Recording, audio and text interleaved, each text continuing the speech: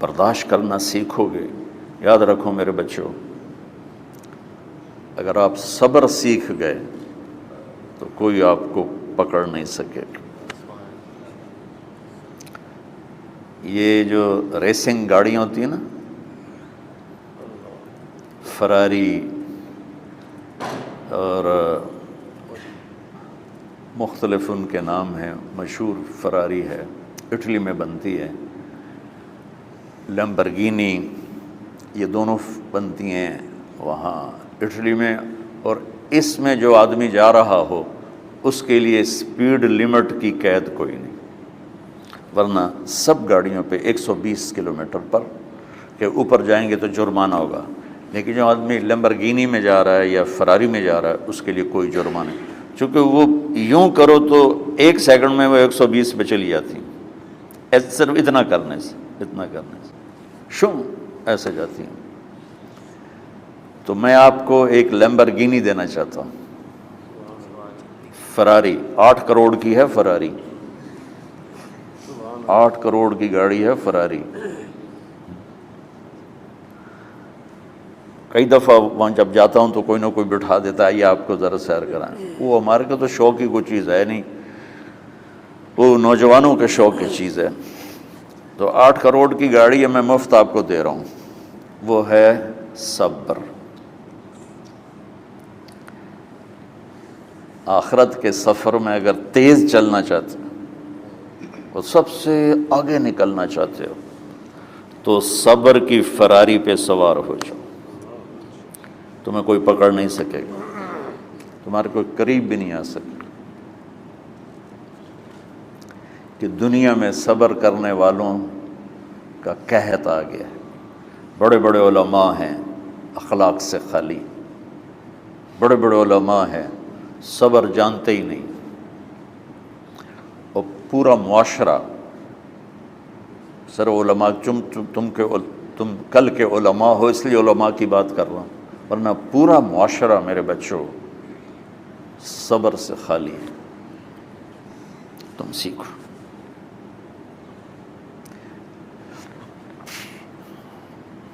دیکھو میری ایک بات سنو، علم کی کمی ہو تو اچھے اخلاق اس کو چھپا دیتے ہیں. اخلاق کی کمی ہو تو بڑے سے بڑا علم بھی اسے چھپا نہیں سکتا. سارے عیب ہوں اور اخلاق اچھے ہوں تو اخلاق وہ چادر ہے جس میں سارے عیب چھپ جائیں گے. اور ساری صفتیں ہوں اور بد اخلاق ہو تو ہر صفت کو بد اخلاقی چھپا دے گی. میرے نبی نے نماز لمبی پڑھی، اللہ نے روک دیا، کہا نہیں چاہیے. ما انزلنا علیک القرآن لتشقی، مختصر نماز پڑھیں، درمیانی نماز پڑھیں. پیسہ سارا خرچ کر دیا، اللہ نے روک دیا. ولا تبسطھا کل البسط، میرے نبی سارا خرچ نہ کرو، کچھ بچا کے بھی رکھو.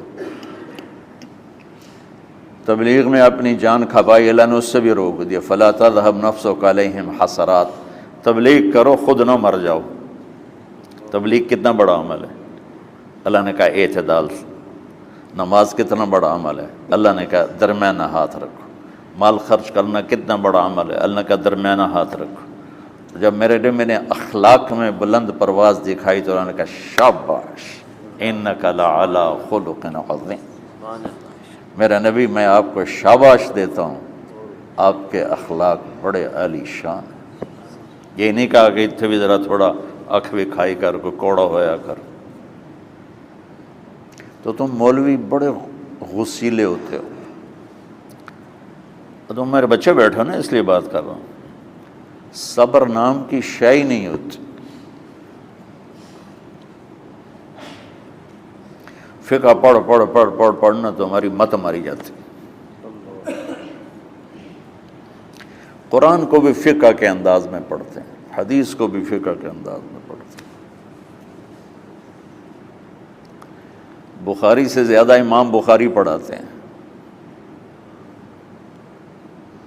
ترجمۃ الباب پہ اتنا وقت لگا دیتے ہیں کہ حدیث جو اصل چیز ہے اس کی طرف توجہ نہیں جاتی۔ امام بخاری کی کتاب کا مقدمہ کوئی نہیں، تو اس پر جب بخاری شروع ہوتی ہے تو ہفتہ ہفتہ اس پہ سبق چلتا ہے کہ امام بخاری نے مقدمہ کیوں نہیں لکھا، جی میں سارے مل کے یعنی امام صاحب نے تو گلاں کی جان۔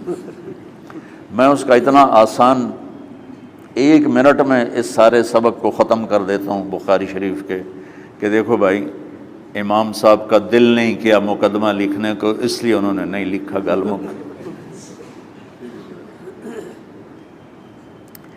ایک حدیث کے عنوان اور حدیث میں جوڑ نہیں تھا، تو شیخ رمزی بہت بڑے فاضل آدمی ہمارے فیصل آباد، میں نے کہا شیخ یہ جوڑ کوئی نہیں، کہ شیخ ھذا من اصعب ابواب البخاری، یہ بخاری شریف کے مشکل ترین ابواب میں سے ہے۔ میں نے کہا بڑا آسان کام ہے، امام بخاری بھول گئے، ترجمہ کوئی اور تھا، حدیث کوئی اور لکھ دی، بھول گئے، بشری تو ہیں، کیوں بچوں نے مصیبت پان دیا۔ تو بچوں شوق سے جاؤ، بہانے نہ کرو، ہماری ذرا تھوک ڈال کے پیٹوں میں درد، وہ شامہ پہ جان گیا پھر توڑیاں، ٹھیک ہے نا۔ میں زیادہ بول نہیں سکتا ہوں، ضروری سمجھ کے آیا تھا کہ تم خوشی سے جاؤ۔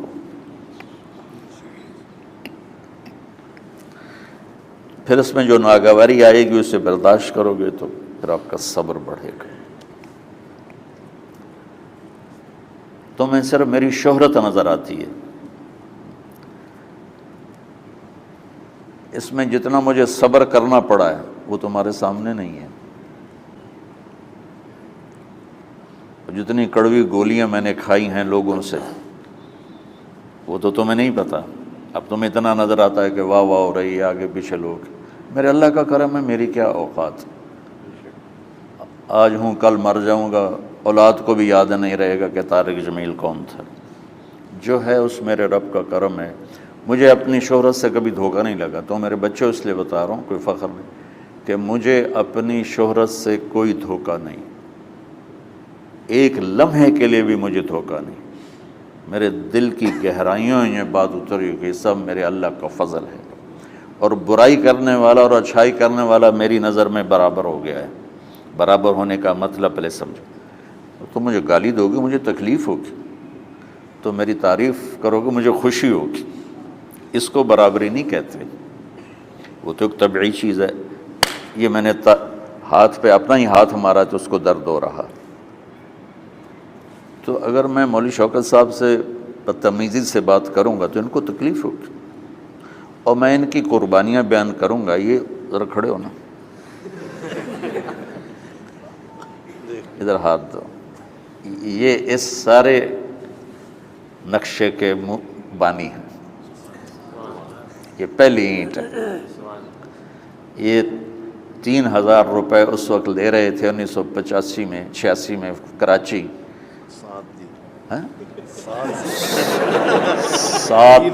7,000 ان کی تنخواہ تھی، اور میں نے ان کو تلمبے میں بلایا 900 روپے مہینے پر۔ کتنا فرق ہے 7,000 اور 900 کا؟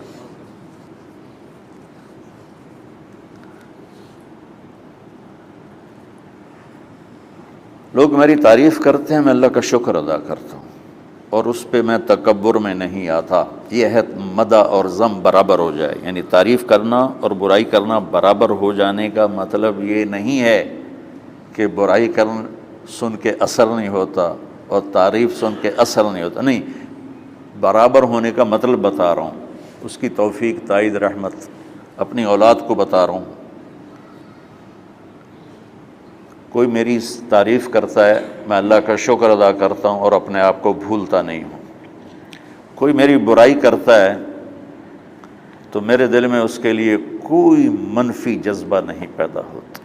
یہ ہے اچھائی برائی کو برابر کر دینا۔ کہ میرے اوپر مختلف الزام لگتے ہیں تو میں ان کو پی جاتا ہوں، اور اس طرح کا معاملہ کرنے والوں سے اپنے دل کو بالکل صاف رکھتا ہوں، بالکل صاف، میرا ان سے معاملہ اسی طرح ہوتا ہے جیسے پھر آؤ جی اپنی وجہ سے کبھی کسی سے قطع تعلق نہیں کرتا۔ تو بچوں، صبر بہت بڑی دولت، یہ تمہاری تبلیغی زندگی میں بھی کام آئے گی، علمی زندگی میں بھی کام آئے گا، جب تم گھر والے بنو گے، شادیاں ہوں گی، اس وقت یہ کام آئے گا۔ ٹھیک ہے، اب بہانہ تو نہیں کرو گے نا، خوشی سے جاؤ گے نا؟ چلو، السلام علیکم۔